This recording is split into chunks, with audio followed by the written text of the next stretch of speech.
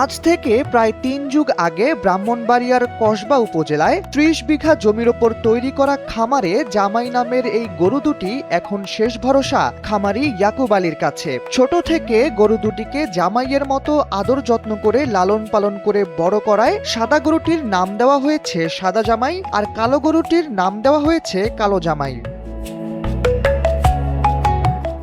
দীর্ঘদিন অস্ট্রেলিয়ায় প্রবাস জীবন কাটিয়ে দেশে ফেরার পর কসবা উপজেলার গোপীনাথপুর ইউনিয়নের সীমান্তবর্তী গ্রামে ইয়াকুব আলী শখের বশে একটি খামার করেন। সেখানেই আপাতত লালন পালন করছেন জামাই নামের এই গরু দুটিকে। তবে সমস্যা হয়ে দাঁড়িয়েছে আসন্ন কুরবানির ঈদের আগে কাঙ্ক্ষিত দাম পাচ্ছেন না খামারি ইয়াকুব। তিনি জানান, গরু দুটি এখন হাটে যেতে প্রস্তুত, তবে ক্রেতারা যে দাম বলছে তাতে তিনি আশা হারাচ্ছেন।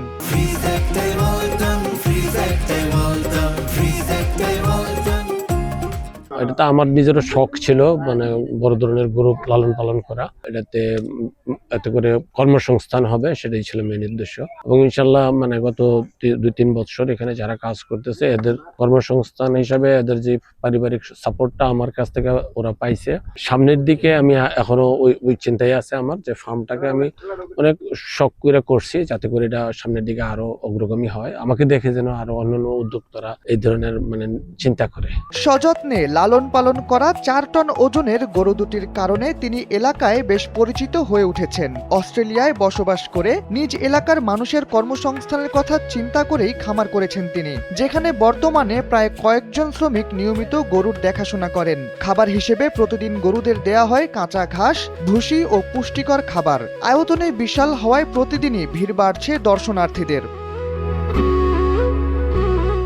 খামারি ইয়াকুব জানান, আশামতো দাম না পেলে শেষমেশ গাবতলীর পশুর হাটেই জামাইদের ওঠাবেন তিনি। দীর্ঘদিন ধরে মেহনত করে বড় করা গরু দুটিকে বাজারি মূল্য নয়, নিজের শখের দামে বিক্রি করতে চান তিনি। জানান, শখের বশে জামাই আদরে গরু দুটিকে বড় করা হয়েছে। কোরবানির ঈদে ভালো দাম পেলেই বিক্রি করে দেবেন গরু দুটিকে। তবে তার সবচেয়ে বড় আনন্দ, এই খামারের মাধ্যমে গ্রামের কয়েকজন মানুষের কর্মসংস্থান তৈরি হয়েছে।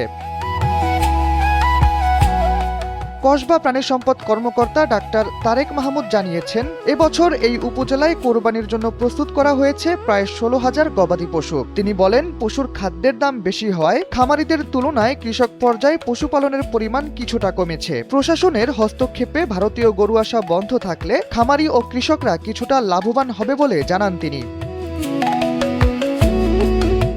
শাহরিয়ার আহমেদ, NPB।